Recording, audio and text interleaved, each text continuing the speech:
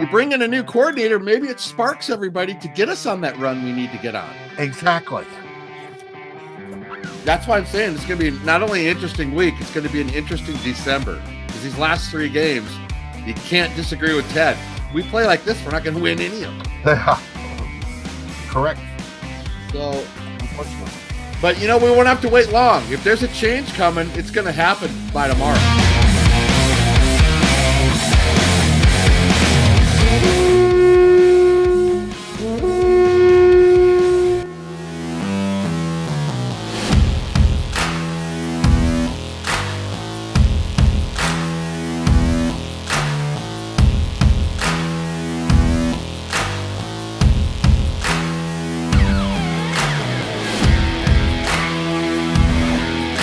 Good morning, Gjallarhorn.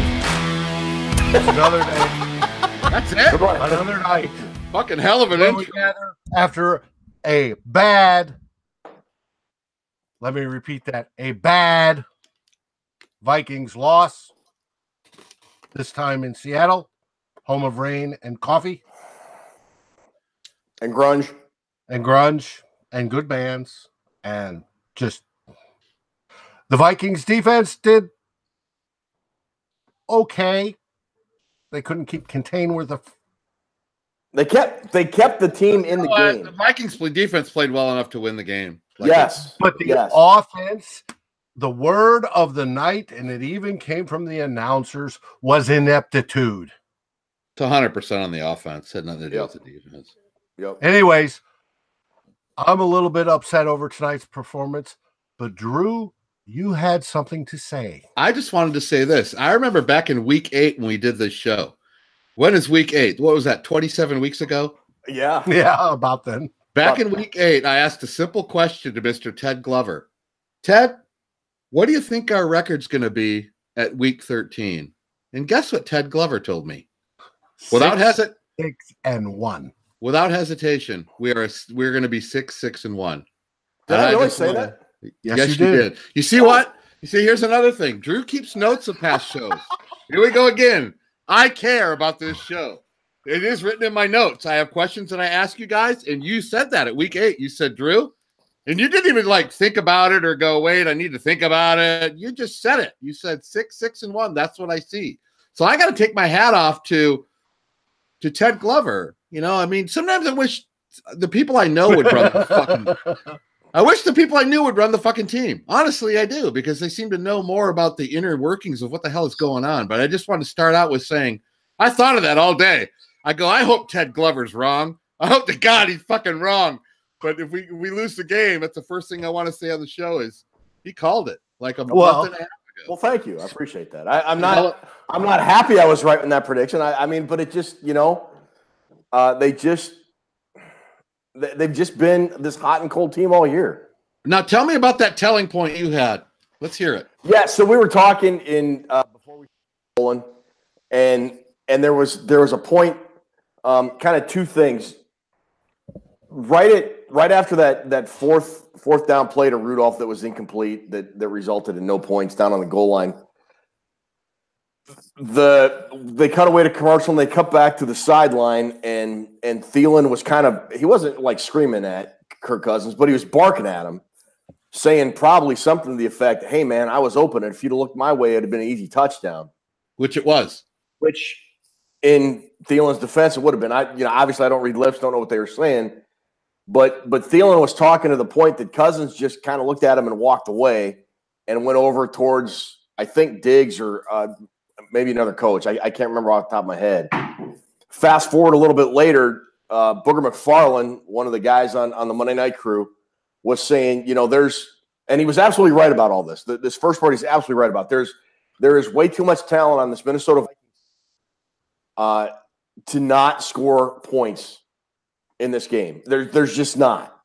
Right. And then he said, when you walk into the building in Minneapolis, you can feel the tension between Mike Zimmer and John DeFilippo. And that's something that has to come to a resolution, because it's either going to cause this team to implode if it already hasn't. I mean, they have got to figure something out. Either I'm not sure firing DeFilippo helps anything out at this point in the game.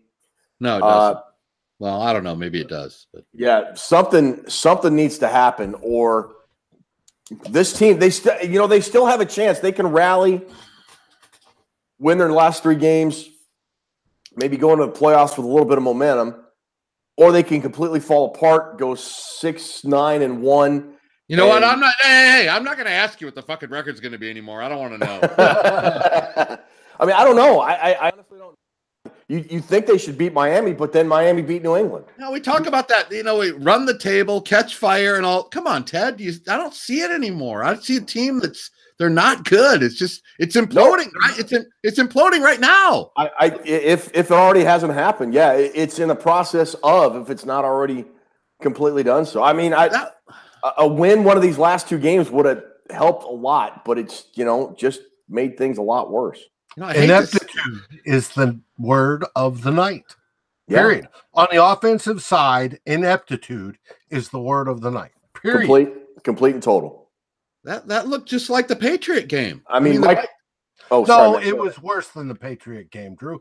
Drew, you talk about what Ted said was in your head all day. What you said was in mine. You said the first 2 drives would be key. And what were our first 2 drives? Oh, 6 and out. We didn't go 3 and out. I know that, but they were crap. Absolute crap. We didn't get into their territory till what, 3rd quarter, halfway through. 3rd quarter. Yep. And again, we get a touchdown drive when it doesn't matter. I mean, just the essence of the game, they all feel the same. They all feel like, again, remember last week we were saying, wow, it's only 10-0. I was saying the same thing in this one with my wife, going, it's only 6-0, and it feels like it's 30-0. Yeah, I was saying that at half when it was only 3-0, and going same telling Katie it feels like we're 27 points behind. This team constantly feels like it's on the ropes, fighting off a barrage of punches. That's what it feels like from the opening kickoff. We never take the fight to anybody. It never feels like we're the bully. It never feels like we're pushing people around. It never feels like we have the momentum. It always feels like we're hanging on for dear life. It's the same feeling. The past 8 quarters of football, I haven't felt good about watching 1 quarter of it.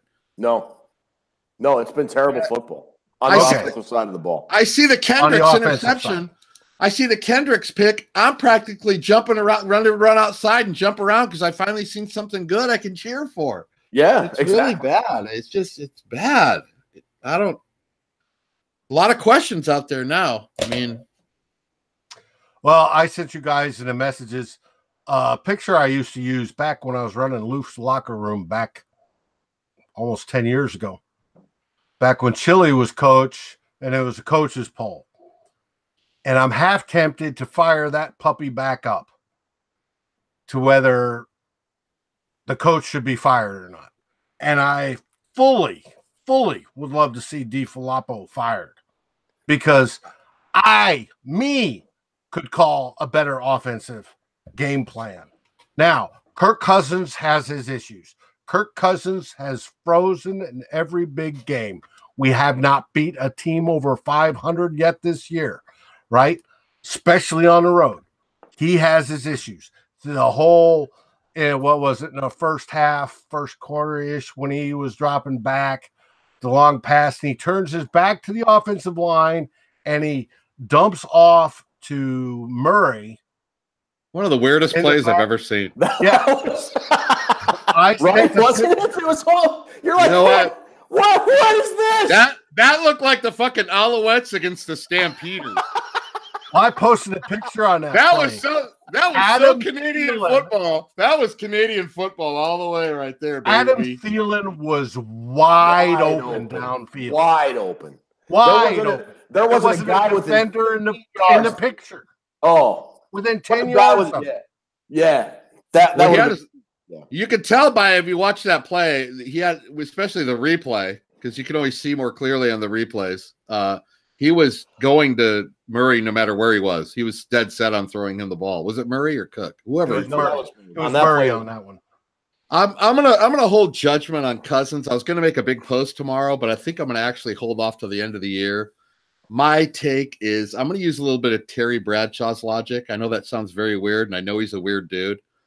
But Terry Bradshaw said when he entered the league, he was almost ran out of Pittsburgh until his offensive line got fixed, and he got Swan and Stallworth and Benny Cunningham. He got some talent around him.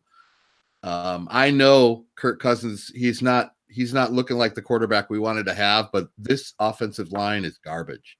And I'm not going to judge him fully until he gets a serviceable offensive line in front of him. I'm not going to do it, which means I'm not going to throw him under the bus now or into the end of the year because it's not fair. The line is terrible, guys. No, I got that. Hey, let me go on record real fast, and I'll let you guys have the floor. I'm going on record to say everybody who talked shit and smacked me when I ripped about us not fixing the O-line the last 2 years, you can all kiss my ass. All of it. Because I was right. I was right, and I'm right now. That's not good. Let me ask you guys a question. Why do you remember in the beginning of the season when the Vikings traded for center Brett Jones from the Giants, but he could also play left guard? Why has the offense continually gone with Mike Remmers and Tom Compton? I have no answer. They are terrible. They are absolutely, utterly terrible this year. And when O'Neal got hurt tonight, why did they stick in Hill and just not move Remmers over to right tackle and throw in Isadora in his place? I don't know. You can't tell me Isadora and Jones are that much worse than Remmers and Compton. I don't think they could be. It's impossible. I don't know how to answer that question, Ted, but this will explain it all. Remember when O'Neal went down and they cut, he was laying down, they went to a commercial. Right? They didn't really show a lot of it. Right when it cut to the commercial, Ruby said, "Who is that, Drew? Who was down?" And I looked at her and I said, "It makes no difference who that is. They're all terrible. It doesn't matter one bit of a difference who it is." I was kind of frustrating on my point, but I was kind of thinking, does it really matter who it is at this point? I mean, fuck, dude. I got to disagree a little bit. I think O'Neal is very promising. I thought he was a good pick. I think he's been pretty good this year, all things considered for a rookie. But you're right. I defended Spielman in the way he addressed the offensive line in the offseason. Yeah, it's got to be kind of an all hands on deck, numero uno priority. It just has to be because Kirk Cousins cannot improvise when he is forced out of the pocket to make a play like Case Keenum could last year. And that's on him. That's on, and I'm not going to let Cousins off the hook. I was just telling you guys, I'm not going to fully evaluate him unless he has a decent offensive line in front of him. But he has a lot of check marks on the con side of his list with me. He's not very good. At least he's not showing it right now. He plays a lot. That rolling out and throwing it away over and over again. I mean, make a play, dude. Fuck. And it's like, what is with us in 3rd and 1s? Do we have more of those in every team combined in the league? We must have 12 3rd and 1s a game, and it's always a big adventure. It's either 3rd or 1 or 4th and 1, and we don't know what's coming next. But we had like eight. We don't know unless it's running up the middle with Murray or Cook. He doesn't keep plays alive very well, Ted. He doesn't. No, he doesn't. He hasn't in the last. I mean, you could argue maybe he did earlier this year, but he hasn't in the last month or so. No, not at all. I mean, I want to try to defend him, and the only real defense I have is saying he doesn't have a good offensive line. But everything else involved with Cousins, it's hard to give me a check mark in the good category. I mean, he looks lost at times. He makes some terrible throws. He holds the ball too long. He's about as mobile as a 60-year-old man. I don't understand what the problem is. He can't even the lateral pocket movement. He doesn't seem to have any of that. I mean, it's like, and then when he has time to pass it, he throws these 3-yard pass on a check down, and it's like, yeah, he's really become a check down Charlie lately, hasn't he? Yeah, I don't see. I mean, I thought about it during the game, and you don't want to say it on the thread, and you don't want to say it to people. What is the difference between him and Case Keenum at this point? Besides, he puts up more stats, but Keenum was more mobile. I mean, look, we can talk all we want about this year and what, but he's our quarterback. The Vikings aren't cutting him. Not guaranteed. He's got $28 million guaranteed this year, and next year and the year after. So I guess I feel like I'm probably spinning my wheels by even talking about it. What's the point of talking about it? He's not going anywhere, and I'm not necessarily sure he should go anywhere. I mean, he's our guy. I mean, why even talk? He's our guy. We're not getting. There's not going to be a change at quarterback. So all you can say is why or ask why, but that's not going to change. But there's bigger problems on this team. But he is our quarterback. We all know that. We can't do the what if it was Keenum or Bridgewater or whoever. Let's give him an offensive line and let's give him a play caller with a fucking brain in his head. And then let's evaluate. Right now, it's the play caller with the brain. You should be able to at least call around his deficiencies, right, to mask them. And that's not happening whatsoever. Hasn't happened all season long. You know, and you're telling me this guy is head coach material. He's an up-and-comer. Bullshit. I can call better plays. I think we got to go into what Ted said earlier about there seems to be a tension in the Vikings. I think that's telling. It's going to be huge. And we're probably going to hear more about it this week.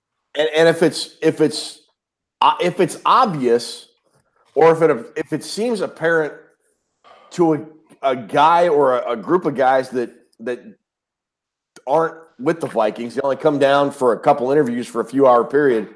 Right. What do you think the feeling is with the team? Sure. I mean, if they're noticing it, right? Mm-hmm. It's it's starting to dribble downhill because you saw Thielen barking with Cousins a little bit. So are they starting to take sides? You've got a Zimmer camp on one side, you have a DeFilippo camp on the other. I mean, I don't know. You know what? The DeFilippo camp can't be that big. Ted, if that's the problem, I would say that's the only way that you would make a move at week 14. Because when I was on my walk this morning, I'm thinking you got to play it out. It doesn't do any good to change it right now. But if that's going on, you got to do something now. I think so. You know what? What is the problem with making Stefanski the offensive coordinator? Can it get any worse? No. You bring up that's a good question. No, can it? I don't think so. If you combine that with the attitude of the guys taking sides and being on this coach's side, if you got that going on, you have to make a move tonight, not tomorrow morning. You have to fire that fucker and get your team back. You can't lose the reins of your team. You can't let the horses go from the cart. I mean, if that's a big enough problem, I doubt there's any player on that offense is on DeFilippo's side.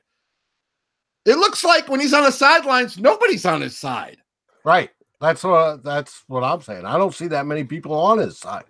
There doesn't appear to be a whole lot of confidence in the Vikings' body language on offense. It's like they go out knowing they're going to go 3 and out or kick the ball. It's like they know they're not going to score.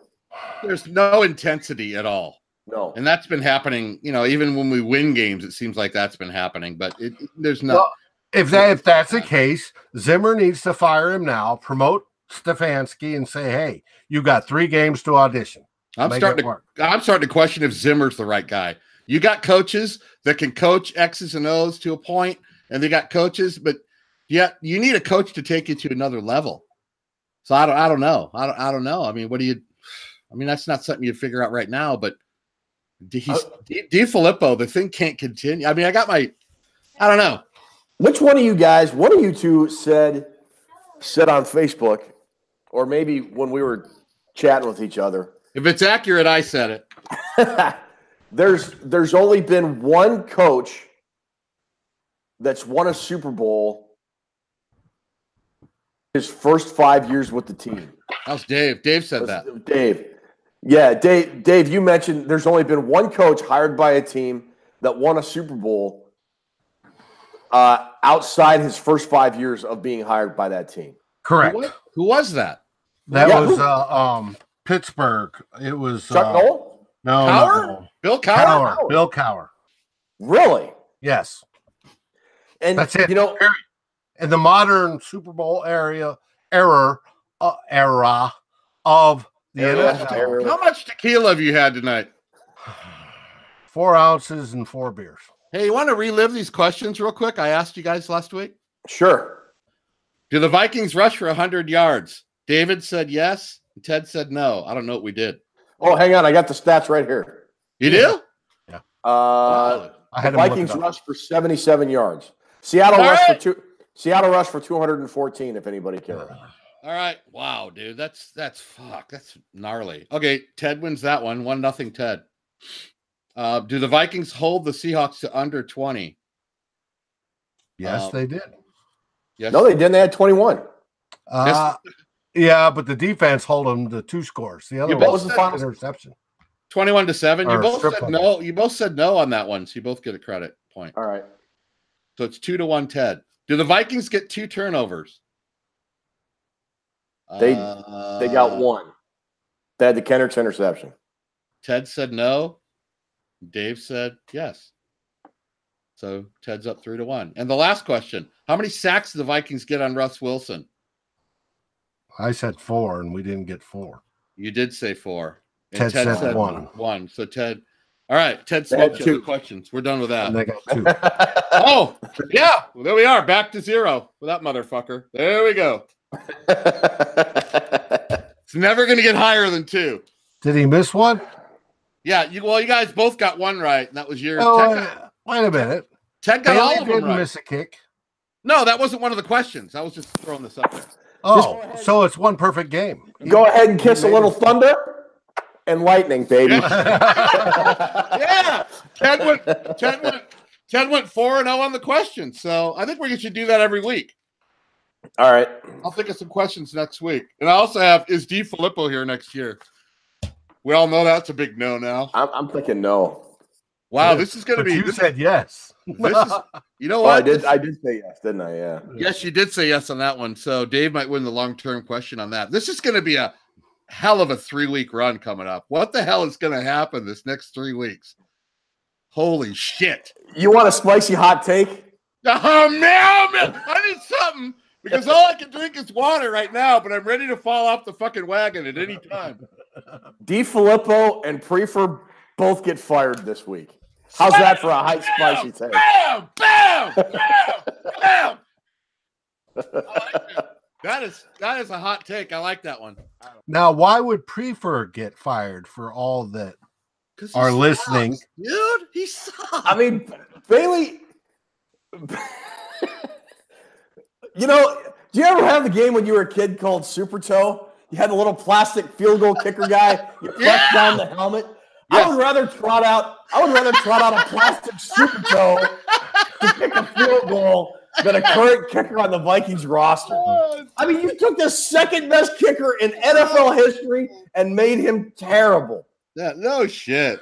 Glover and Daniel Carlson hasn't missed a kick since he signed with the Raiders. He missed like a one. I'm going to find us a Super Toe for the next show. You know what? We're going to use that fucker. And we're going to I'll find it. I'll get it. We'll try some kicks done. I saw a stat this week just on that. Our kicking game, which we've missed like 13 kicks or something like that, ungodly number this season, has cost us, they figured, 2.5 games, right? Advanced stats, so it's point whatever. Easily, they have cost us that. And it is pathetic. You screw up so many kickers. I don't care how good the coverage teams are. They've obviously been good at times in the return game, etc. And that's where Prefer gets his props. But when it comes to kickers, he screws them up bigger than anybody. Well, there's more problems than just, this has got to be it for Sherrills. We need a guy that can actually run kicks back and not make fair catches. He's kind of done in my book. But I like Abdullah. Abdullah's a pretty good kick returner in the kickoffs. He does all right. I mean, he does pretty good. But speaking of moral victories, your man, Holton Cypress Hill, he did pretty well. Actually did very well tonight. He could tackle well, and he defended the pass extremely well. We got fucked on some calls too. That Rhodes interference wasn't interference. I mean, fuck. That was terrible. And we need to get home and get some home cooking. We need to get our own refs back, get some home cooking back. But it's another game where the defense, if there's any disconnect, it's got to be with the defense and the offense. I mean, yeah. Here's one thing. Drew, you said you had the volume on low, but they had Bobby Wagner mic'd up. No, I know that. Every time when they showed it on TV, he vaulted over the line. That's illegal. When they showed it on TV, when they showed the mic'd up, and you could tell they're doing it, My wife kept saying, "I'm so glad we do volume 0." That's the last fucking thing I want to hear. Well, so, he said early in the game, he said, "It's over. It's already over. They didn't come ready to play."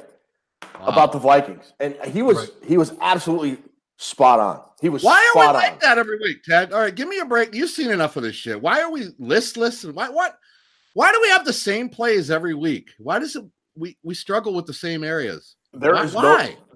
I'm telling you, the more I think about it, since we've been sitting here talking, I think what I think is a very workable theory. The offense has absolutely zero confidence in DeFilippo, and you can tell it. You can tell it when they go out. They think no matter what's going to get called is not going to work. It makes Cousins tentative, and that doesn't excuse his play. His play has been bad, right. But there is no rhythm because what the Vikings players think they should be running and calling isn't what's getting called. So there's confusion, there's frustration, and now it's starting to boil over. And what you're saying is dates back a month and a half ago, and it's just building every game, right? Correct? Yeah. It's building a little more. The hatred's building. First off, 2 months ago, you don't want to say anything because you want to be the upfront guy and you want to be a team, rah, let's try it. And then it happens so many times over so many successive weeks, it gets to the point where people are like, they can't. You're right. It's what it seems. It's what it looks like. We're boiling over. It's a good way to put it. Yeah. That's why it's going to be interesting the next 3 weeks because we're right in the thick of we're not out of it. I mean, if you break down where we're at, we're right in the race for the wild card. Division's over with. Division's done. I did that. I did my weekly playoff post. Had the Vikings won tonight, they'd have over 90% chance of making the playoffs. Even with the loss, they still have the 6th seed, and they're still at 56 or 57%, depending on what site you look at. Well, so if they're out of the race altogether, of course you keep DeFilippo and then chop them the day after the season ends. But if you're still in a wild card race, Ted, do you make a move? Do you get rid of him this week and say, "Fuck it, let's try it"? Yeah, I think so. I'm kind of last week. I didn't think that was a smart idea, but after watching this offensive night, I wouldn't be opposed to it. I'm not opposed to it. I mean, if your season's over, if you're 3-12 or what, I mean, if you have no season left, there's no point in doing it right now. But you might as well try something. Yeah. I'd like to see a change with 3 weeks left. Who knows? They better they play like this against the Bears. Oh my God, they're going to get 20 sacks on us. Yeah. And the Bears, if they beat the Packers next week, they clinch the division. Yeah, it's as fans, this is difficult to watch, guys. It's very painful. It's hard to watch. I mean, you watch a team play and they're competitive the whole way through it. It goes back and forth. That's one thing. But to watch these Viking teams are getting almost unwatchable. And it's the same thing, like we've said every week. It's the same thing, yeah. An uninspired team, not prepared and not prepared to play, and just kind of like emotionally detached about playing the game. That's not a team I want to cheer for. And when one side is that way, the offensive side, the defense has a hard time playing complementary football, even though they did extremely well most of the game tonight. They did their part, as normally most weeks happens. When you get 6, 7, 8 drives in a row, and doesn't the head coach walk over to the coordinator and say, why don't we do some no huddle? Why don't we try to mix it? Doesn't the head coach ever override the coordinator? I mean, come on, dude. There's got to be apparently not. Apparently it does. I'm going to put up the drive chart again tomorrow, but I imagine it's not going to be very good. I mean, the Vikings in their mop up touchdowns at the end. 27 yards passing. That's terrible. How much? 27. Oh, gee. He had 59 heading into the fourth quarter. Rather have fucking Super Toe in there doing that too. I'm telling you, guys, it's very difficult to watch. But one guy said on the thread tonight about halfway through the fourth quarter, I think when we blew the 4th down call, after the 50th mistake or whatever, he said, "Sorry to tell you guys this, but I'm out. I'm done. I'm done watching this shit." And nobody could even say, "Wow." Nobody wanted to rip him or anything. It's like, yeah, we understood. It's like, okay. I mean, how do you give him a hard time? I mean, sorry, guys, I'm done getting hit in the face with a shovel. I'm going home now. Like, yeah. the Vikings have to give us something to play for or shoot for as fans. It's really disheartening. Yeah, it really is. Well, I'm sure as an organization they want to, but it's just poor choices. Something's got to change or they're not going to win another game this year. No. That you know what? You should start the show with that. That's about the bottom line. That's how they look. They look terrible. It looks like a really bad team. Okay. I think we've hashed how bad they've looked. Hash. So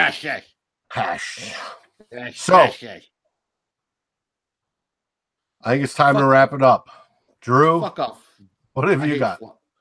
Meow, meow, Viking cow, and fire Floppa the clown and get Fansky in there. Stepan Bansky, whatever the fuck is that? Ted, no, it's good seeing you guys, dude. I got nothing. I mean, it's getting hard. It's who do we got next week? Miami at home. Miami. Who just beat New England. So we'll see. Yeah, what are you gonna say? We're gonna kick their ass? I mean, no. No, I predict 3-and-out on the first series. Write that down. Write that down. You know what? There's your spicy hot take. I'm gonna think of some new questions before we do the Miami prelim show, and then we'll give you guys another shot. We'll go with 5 questions, so you can win the best out of 5. All right. Everybody, have a great week. Good talking to you guys. This stuff happens, unfortunately. We're Vikings fans. We've lived through it for decades. Drew will have his stroke. Ted's going to drink some more beer. I'm going to join him. And we'll talk to you soon. Later, guys. Go.